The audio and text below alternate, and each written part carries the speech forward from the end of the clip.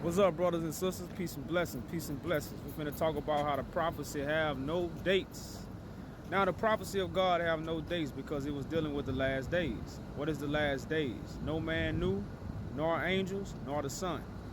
Because why? It was going to be an appointed time when God introduced the Spirit back into the world to make men and women fulfill the prophecy that was going to happen at the new beginning and the end of the old ways. Peace, peace, peace. Prophecy. You can't put dates on the prophecy, y'all. Prophecy has no dates. You can't put prophecy on the manifestation. You can't put dates on the manifestation of God.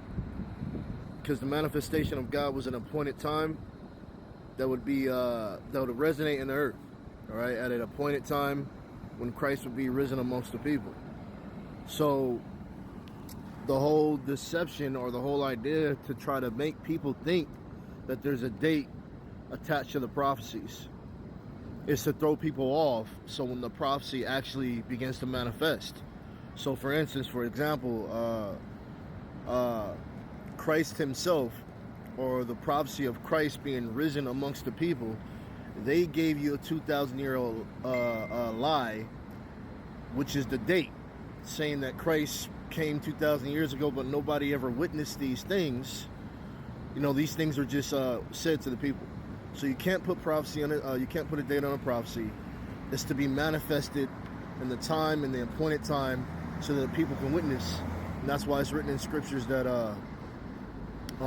it was only a few that witnessed the resurrection of Christ, right? So you have to witness it in time and in that place and time. So you cannot put dates on prophecy. That is a deception to keep people from receiving the real manifestation of God, or the real resurrection of the real Christ that is resurrected or risen from the earth amongst us, not coming from the sky.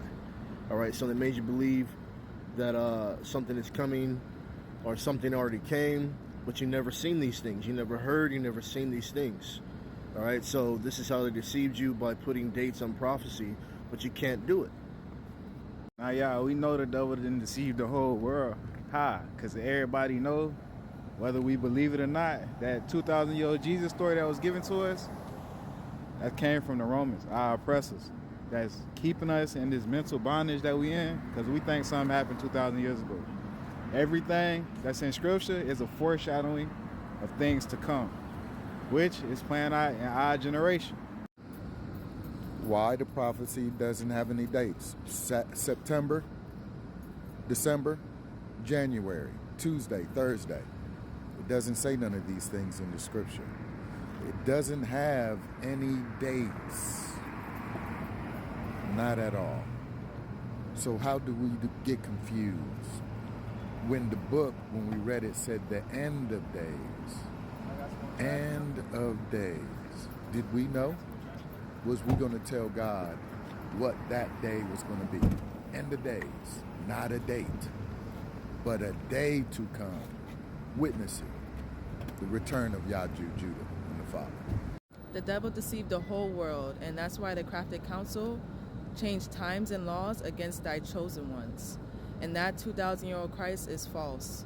Just like your textbooks that you learn in school, all of those things are false to deceive you, to keep you in a mind frame of not the highest power, of not the highest thought.